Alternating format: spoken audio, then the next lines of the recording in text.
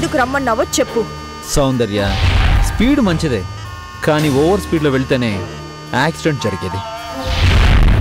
తెలుసు, ముందు సంగతేంటో చెప్పు. ఏం చెప్పను సౌందర్య, నిన్ను నమ్మాను, నీతో కలిసి నాటకం ఆడాను. పగలంటే పగలు, రాత్రంటే రాత్రి, ఎక్కడ పడితే అక్కడికి వచ్చాను. నువ్వు చెప్పిన అడ్డమైన పనులన్నీ చేశాను. ఇదిగో మధ్యలో కాదంటే ఇలా చూపులతోనే కాల్చి పారేస్తావేమో అనే భయంతో తోలుబొమ్మలా నటించాను. ఫలితం నువ్వు గెలిచావు, కృష్ణుడిని నీ సొంతం చేసుకున్నావు. కానీ నేను ఘోరంగా ఓడిపోయాను.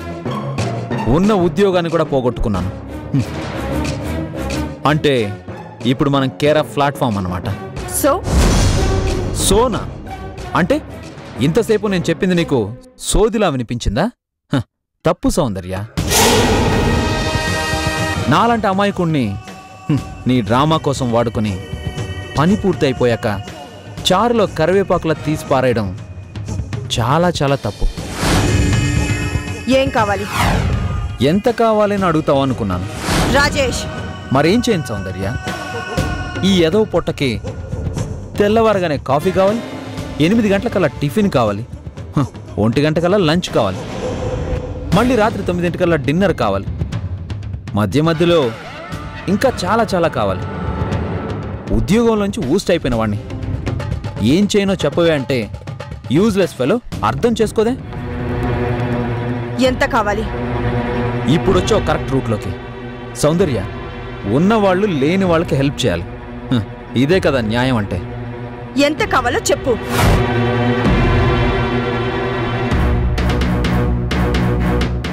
అడిగేది నిన్నే.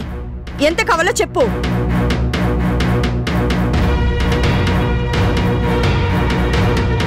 $5 లక్షలు. రాజేష్, ఎస్, ఈ గుప్పెట్లో ఉన్న నీ రహస్యాన్ని నేను విప్పకూడదు అంటే 5 లక్షలు ఇవ్వాల్సిందే. ఏంటి బ్లాక్మెయిల్ చేస్తున్నావా? బ్లాక్మెయిల్ చేస్తున్నావేంటా అని నన్ను తిట్టినా నేను పట్టించుకోను. ఎందుకంటే అవసరం నాదే, అవకాశము నాదే. రాజేష్, నిప్పుతో చెలగాటం ఆడాలని చూస్తున్నా. ఈ సౌందర్యతో పెట్టుకుంటే ఏం జరుగుతుందో తెలుసా? తెలుసు. నీ గురించి నాకు A to Z పూర్తిగా తెలుసు. కానీ ఈ రాజేష్ని కాదంటే ఏం జరుగుతుందో పాపం నీకే తెలియదు అనుకుంటాను. ఒక్కసారి ఫ్లాష్ బ్యాక్లోకి వెళ్ళి గిర్రను గుర్తు తెచ్చుకో. అర్చన క్యారెక్టర్ లేదని కృష్ణకి నమ్మకం కుదిరేలా ఆడించానే డ్రామా. ఆ డ్రామా నేను బయట పెడితే ఏం జరుగుతుందో ఒక్కసారి ఫాస్ట్ ఫార్వర్డ్లోకి వెళ్ళి చూసుకో. నిజం తెలిస్తే కృష్ణ నిన్ను చీకొడతాడు, చంపేస్తాడు. రాజేష్, నా గురించి పాపం చాలా వర్రీ అయిపోతున్నా. కానీ అంతదాకా వస్తే నన్ను నేను ఎలా కాపాడుకోవాలో నాకు బాగా తెలుసు. ఈ సంగతంతా నేను కృష్ణకి చెప్పేస్తే నీలాంటి ఆవారగాడు చెప్పే కాకమ్మ కథలు నమ్మడానికి కృష్ణ ఫూల్ కాడు. అంటే డబ్బు ఇవ్వవా? ఇవ్వను. 5 లక్షలు కాదు కదా, 5 రూపాయలు కూడా ముష్టిగా విసిరేయను నీలాంటి బ్లడీ బ్లాక్ మెయిలర్కి. ఓకే సౌందర్య, మహాభారతం తెలుసు కదా, అందులో దుర్యోధనుడు కూడా సేమ్ టు సేమ్ నీలాగే అన్నాడు. 5 ఊళ్ళు కాదు కదా, సూది మన మోపేంత చోటు కూడా ఇవ్వను అని. ఫైనల్గా ఏమైంది? ఇంకొకసారి ఆలోచించుకుని చెప్పు సౌందర్య. రాజేష్, ఈ సౌందర్య దేని గురించైనా ఒక్కసారి ఆలోచిస్తుంది, ఒక్కసారి మాట్లాడుతుంది, ఒక్కసారే. అండర్స్టాండ్? ఓకే, 5 లక్షలు ఎలా రాబట్టుకోవాలో నాకు బాగా తెలుసు. I see. ప్రయత్నించు. 5 లక్షలే రాబట్టుకుంటావో పంచప్రాణాలే పోగొట్టుకుంటావో.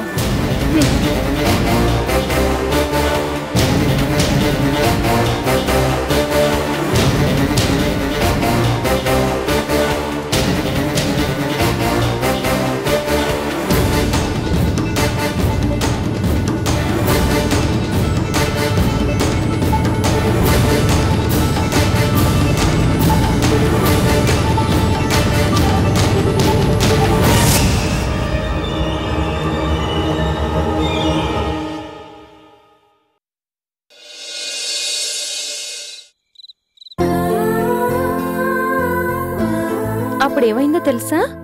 మాంత్రికుడు రాజకుమారుణ్ణి కాళికాదేవికి బలివ్వాలనుకున్నాడు. అమ్మో!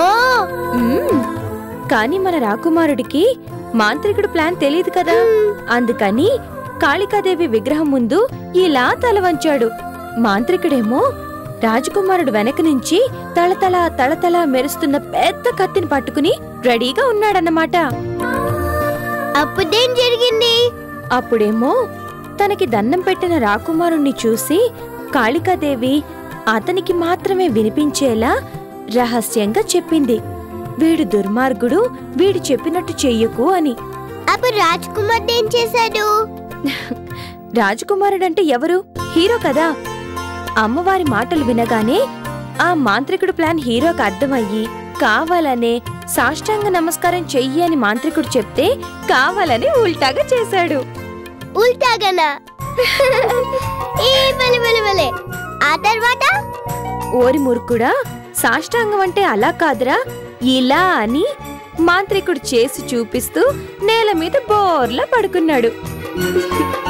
అంతే, మన రాకుమారుడేమో కత్తిని తీసి మాంత్రికుడు మెడ మీద ఒకటే ఒక షాట్. అంతే, ఆ ఒక్క షాట్ తో మాంత్రికుడు ఫినిష్ అయిపోయాడు.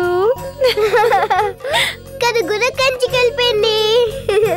మా మంచి అమ్మ రోజు నాకు ఇలాగే బోల్ బోల్ కథలు చెప్పాలి, సరేనా? సరే కాని పొద్దుపోయింది, ఇక పడుకోలల్లి.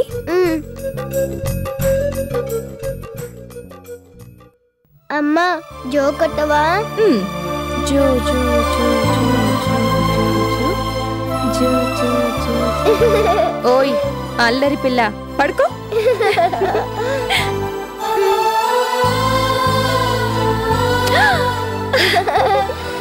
అమ్మా నీ బుగ్గ మెత్తగా ఉంది. మా స్వీట్ అమ్మ, గుడ్ నైట్.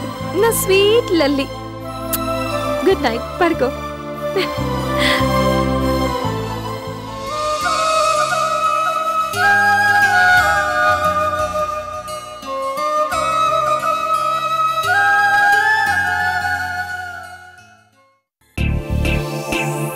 ఏమండి, నేను హాల్లో పడుకుంటాను. మీరు కూడా ఇక్కడే? హాల్లో అయితే సోఫాలో మీకు సరిగ్గా నిద్ర పట్టదని. నీకు ఇబ్బందిగా ఉంటుందేమోనని. Thank you.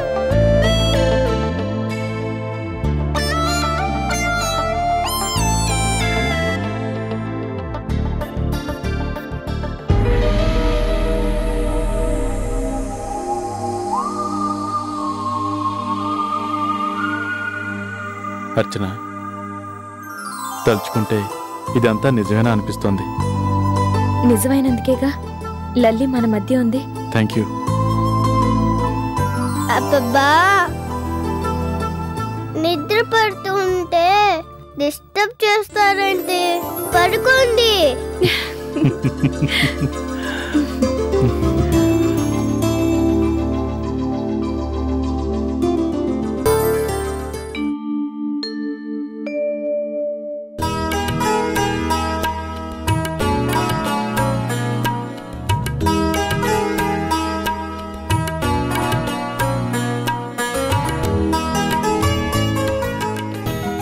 Good morning sir.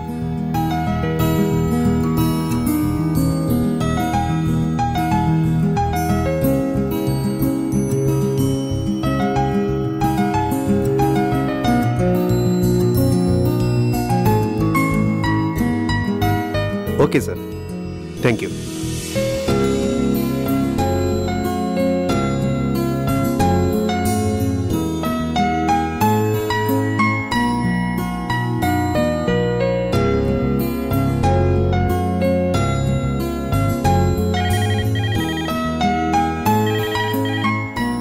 Hello, Koteswara గారు, గుడ్ మార్నింగ్. నమస్కారం సార్, చెప్పండి. కోటేశ్వర గారు, ఎంతో తక్కువ టైంలోనే మీ అర్చన ట్రావెల్స్కి మంచి పేరొచ్చింది. అందుకే ఫోన్ చేసి బెస్ట్ విషెస్ చెప్దామని so nice of you. Thank you very much. మీరు మీ ట్రావెల్స్ని ఇంకా ఎక్స్పాండ్ చేయాలనే ఆలోచనలో ఉన్నట్టు తెలిసింది. అందుకు కావాల్సిన ఫైనాన్స్ మా కంపెనీ ద్వారానే ఇస్తాం. చాలా సంతోషం అండి. కానీ ఆ దేవుడి దయ వల్ల ప్రస్తుతానికి ఫైనాన్స్ ప్రాబ్లం లేదు. నాకు అవసరం వచ్చినప్పుడు నేనే మీకు కవర్ చేస్తాను. కోటేశ్వరరావు గారు మర్చిపోకండి, అవసరం అనిపించినప్పుడైనా మీరు మా కంపెనీ నుంచే ఫైనాన్స్ తీసుకోవాలి. ఇంకో కంపెనీకి వెళ్ళటానికి వీల్లేదంతే. నేను ఎక్కడికి వెళ్ళనండి, మీ దగ్గరికే వస్తాను. మీ అభిమానానికి నేను కృతజ్ఞుడి. ఉంటాను సార్. నమస్తే. నమస్తే. ఓ షూర్ తప్పకుండా సాయంత్రం కలుద్దాం. అలాగలే.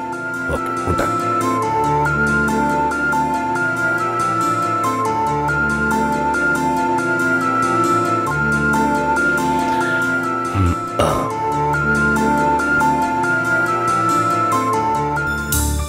నమస్తే సార్. నమస్తే. నమస్తే సార్. నమస్తే. నమస్తే. ఏమైంది? నమస్తే సార్. స్టార్ట్ అవటం లేదు.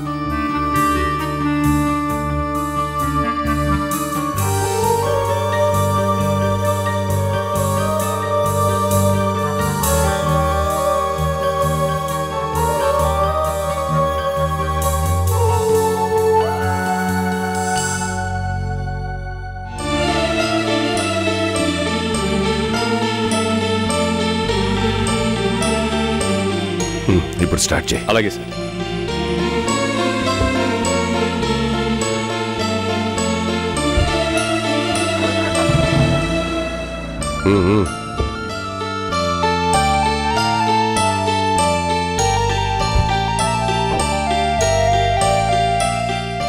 డ్రైవింగ్ ఒక్కటే కాదు, మెకానిజం కూడా తెలుసుకోవాలి.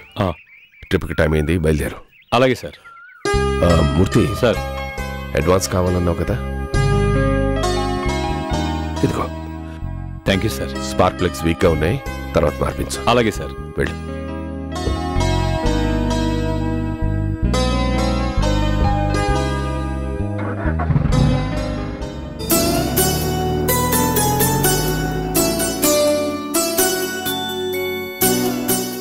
చూసావారా, పొజిషన్ మారినా మనసారి ఏమాత్రం మారలేదు. కష్టపడి పైకొచ్చిన మనిషి కదా, అందుకే ఎదుటివాడి కష్టాన్ని అర్థం చేసుకోగలరు. చూస్తూ ఉండు, మన కళ్ళ ముందే ఎంతో గొప్పవారైపోతారు. మన సార్ నిజంగా చాలా గ్రేట్.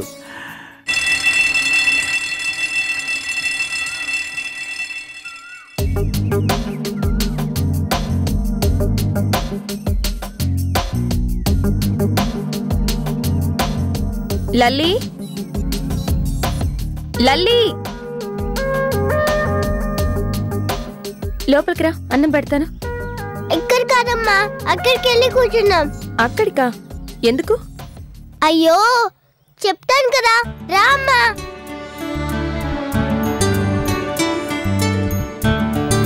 ఇక్కడ కూర్చుందాం మమ్మీ.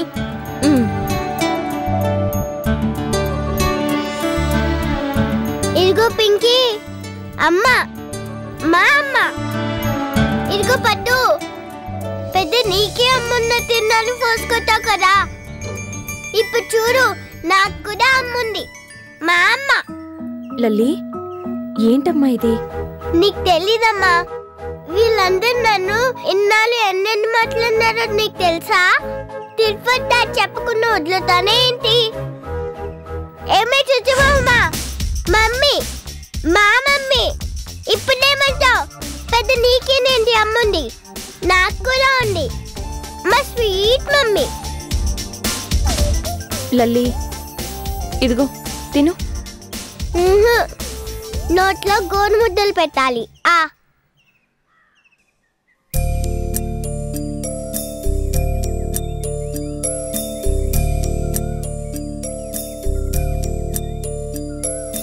ఇదిగో చూడండి, అందరూ చూడండి, మా అమ్మ నాకు గోను ముద్దలు పెడుతోంది.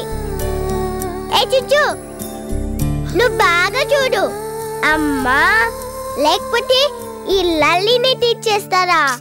లల్లి, అర్చన గారు, ఇన్నాళ్ళు ఆ పాప దిగులుగా ఒంటరిగా కనిపించేది, కానీ ఇప్పుడు ఆ పాప కళ్ళల్లో చాలా సంతోషం కనిపిస్తోంది. అప్పుడంటే నాకు అమ్మలేదు, కానీ ఇప్పుడు ఇదిగో మా బంగారు తల్లి. ఇంక నేను ఎప్పుడు హ్యాపీ, ఫుల్ హ్యాపీ కదమ్మా. లల్లి, అన్నం తినేటప్పుడు మాట్లాడకూడదన్నానా? మాట్లాడితే తినేది ఒంటికి పట్టదు. ఒంటికి పట్టడం అంటే బొద్దుగా తయారవ్వడం. ఓహో, అర్థమైంది. ఏమర్థమైందట? నేను వాకుడుగాలాగా వాగుతూనే ఉన్నాను కాబట్టి ఇలా బక్కగా ఉన్నాను కదా. మరి బొద్దుగా కావాలంటే ఏం చేయాలి? సైలెంట్. అమ్మ చెప్పినట్టు సైలెన్స్ గా ఉండాలి. Good girl. తిను.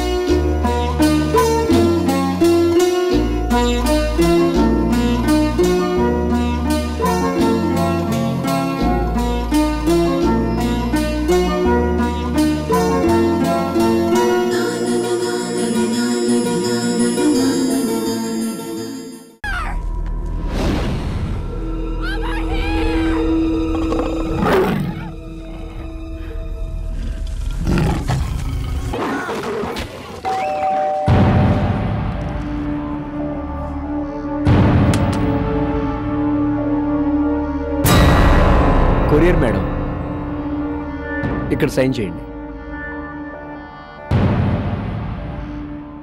Thank you madam.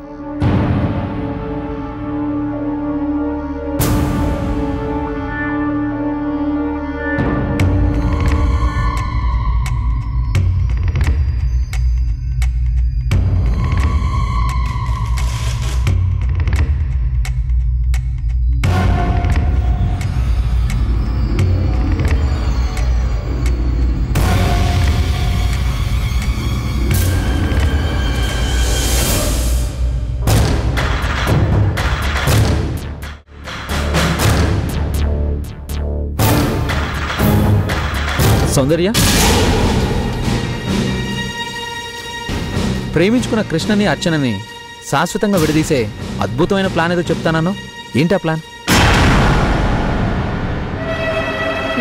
రాజేష్, నీకు తెలుసు కృష్ణని దక్కించుకోవడానికి నేను ఎన్నెన్ని ప్రయత్నాలు చేశానో, కానీ అర్చన మీద మనసు పడ్డ కృష్ణ మాత్రం దాన్నే పెళ్లి చేసుకునేదాకా వచ్చాడు. ఎట్టి పరిస్థితుల్లోనూ ఆ పెళ్లి జరగకూడదు. ఎలా సౌందర్య? ఆల్రెడీ నిశ్చితార్థం దాకా వచ్చిన పెళ్లి కదా. పీటల మీద పెళ్లిళ్ళే ఆగిపోతున్న రోజులివి. ఆఫ్టర్ ఆల్ నిశ్చితార్థం దాకా వస్తే ఏంటి? మనసు విరిగిపోతే ఏ మగాడైనా సరే తాళి కట్టే ముందు కూడా తన నిర్ణయాన్ని తప్పకుండా మార్చుకుంటాడు. అర్థమైంది. అంటే కృష్ణకి అర్చన మీద ద్వేషం పుట్టాలి, మనసు విరిగిపోవాలి. అర్చన పేరు చెప్తేనే అసహించుకోవాలి. ఇన్నాళ్ళు నా అర్చన దేవత అన్న నోటితోనే కృష్ణ దాన్ని దెయ్యవంతిట్టాలి. క్యారెక్టర్ లేంది కులట పచ్చి తిరుగుబోతు అని నమ్మాలి.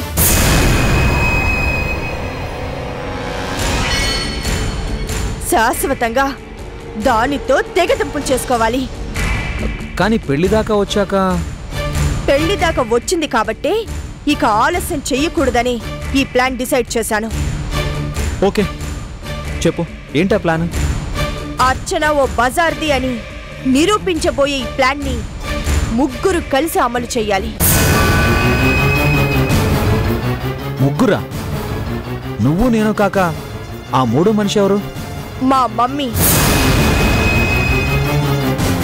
రాజేష్, నేను చెప్పేది జాగ్రత్తగా విను. నగల సెలక్షన్ కోసం మా మమ్మీ అర్చనని తెలివిగా బయటికి తీసుకొస్తుంది. దారిలో దాహంగా ఉందని అబద్ధం చెప్పి ఓ చోట కారు నాపి కొబ్బరి బొండం తాగిస్తుంది. అర్చనకి తెలియకుండా ఆ కొబ్బరి బొండంలో మత్తు మందు కలుపుతుంది. మత్తులోకి జారిపోయిన అర్చనని కేర్ఫుల్ గా గెస్ట్ హౌస్ కి చేరుస్తుంది. ఆ తర్వాత నువ్వు గెస్ట్ హౌస్ లో మత్తులో మునిగిన అర్చనకి క్లోజ్ గా ఉంటావు. అదే టైంకి కృష్ణ అక్కడికొచ్చేలా నేను మేనేజ్ చేస్తాను. తను ప్రేమించిన ప్రియురాలు మరో మగాడి కౌగిట్లో ఉంటే ఆ దృశ్యాన్ని చూసిన కృష్ణ మనసు ముక్కలైపోతుంది. అదో క్యారెక్టర్ లేనిది అని అసహించుకుంటాడు, మండిపడతాడు. శాశ్వతంగా దాంతో తెగదెంపులు చేసుకుంటాడు. Super plan.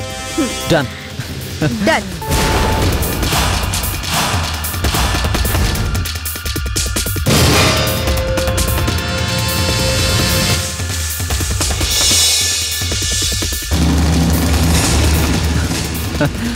హాయ్,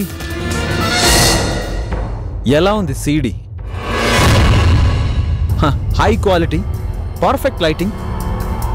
నీకు కూడా తెలియకుండా సీక్రెట్గా షూట్ చేశాను. సూపర్గా ఉంది కదా?